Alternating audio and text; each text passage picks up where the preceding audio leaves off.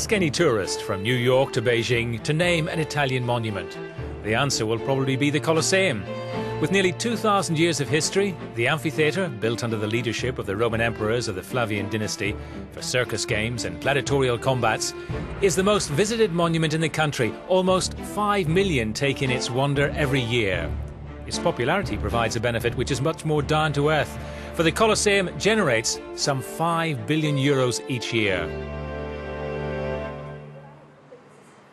But the Colosseum is also a symbol of how this unique resource is managed. The budget for study, preservation and management of the amphitheatre is just €800,000 a year. That money pays for the cleaning of the marble, for instance, and the study and cataloguing of the archaeological pieces found on the site. Italy has no natural oil wealth, but an historical and cultural resource fashioned through 28 centuries of an unbroken civilization. It is a simple truth, but difficult to translate into practice. I'll tell you a popular joke. It's funny but also bitter. You know that 60% of the world's cultural heritage is in Italy? And the rest? The rest is safe. That's the problem of Italy's cultural heritage. There was a culture of government in this country that considers the heritage simply as an added expense, an unnecessary expense, an economic burden. Italy has the most number of classified UNESCO heritage sites, 47 in all. And yet, mere crumbs are allocated to manage this wealth. In the last 10 years, the budget has been virtually cut in half. From a little over €2 billion, it has fallen to less than €1.5 billion. Maybe it's not surprising then to hear more and more alarming information on the state of the conservation of this heritage. In recent weeks, for example, a red zone of 15 metres has been imposed around the Colosseum to protect passers-by from any material which crashes down from the facade. According to archaeologists, in the last 2 years, as many pieces have fallen as in the last 10 years. Then the idea was put forward to use philanthropists, entrepreneurs who would be willing to sponsor the restoration of a monument. Diego Del Valle, the CEO of the Italian leather goods Tod's, put up €25 million for the Colosseum. That sponsorship model has been copied, and on January the 28th, the fashion house Fendi announced a deal of more than €2 million for the Trevi fountain. The work, scheduled to be paid for by the sponsorship, is on hold at the Colosseum after a dispute over the awarding of the tender. Only the most urgent, paid for by the government, is continuing. There are also question marks over the whole idea of a company receiving publicity for its sponsorship on a heritage which belongs to the country. The director sees no conflict of interest. The Colosseum needed sponsorship 20 years ago. It's clear the department did not have the funds to deal with a complete restoration of the amphitheatre. 20 years on, the situation has worsened. So welcome to backing from a private company. The sponsorship agreement provides no possibility of advertising on the monument.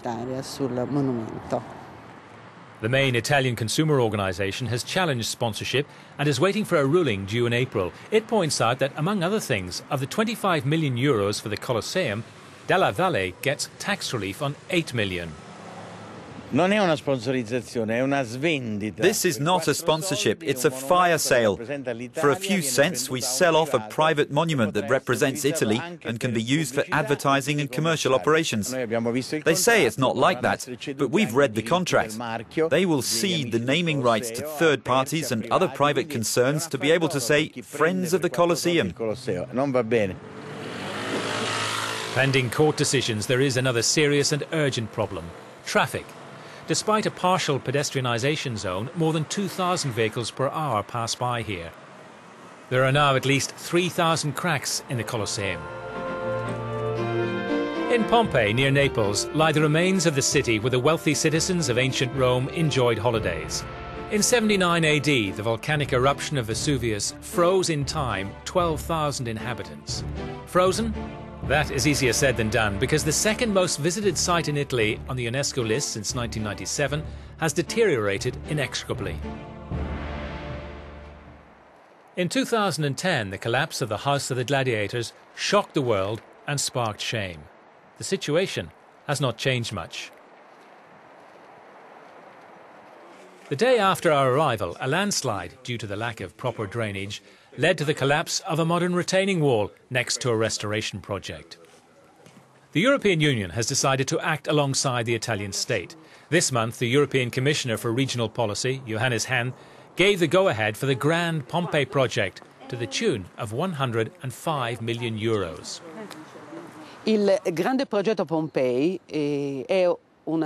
The Grand Pompeii project is a very important opportunity, as it will secure all the archaeological site. Creating this security setting means restoration can go ahead in different buildings and in the coming years, keeping the whole city under control.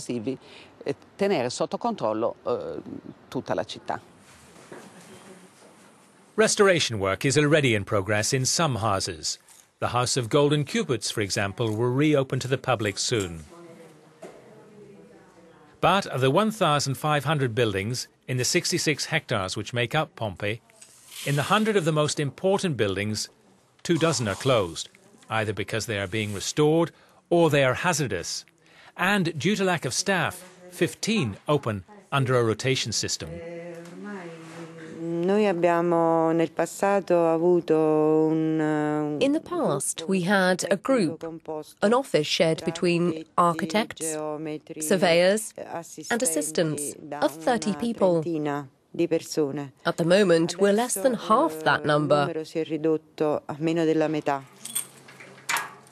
The problem is that on the 66-hectare site, for each of these 3 daily shifts, there are less than 30 supervisors.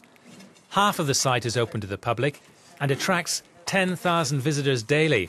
In 1997, there were 279 people working here. Today, that number is 197. Staff who retire are not replaced. It is difficult to maintain on a daily basis this ancient city, and yet regular maintenance is the only solution. The Grand Pompeii project may be timely, but it will do nothing to solve the problem, according to one architect. Once again, they implement the project slowly, but these projects probably only serve to be able to say, we saved Pompeii. Because we've saved Pompeii is a recurring statement by successive governments and ministers. About 7 kilometres from Pompeii is Oblontis and the magnificent villa of Poppaea, for which it may already be too late. It is not easy for tourists to get here. The site is hidden in the middle of a neighbourhood and poorly signposted. It was the holiday home of one of the most famous first ladies, the second wife of Nero, and was beautifully decorated. Today, the frescoes give a hint of the magnificence of the place, but the lighting system has not worked for years, and no one has come to repair it. Here, a restorer is working with a colleague to repair certain decorations. Just behind, the water is falling from the roof. His efforts may not last long.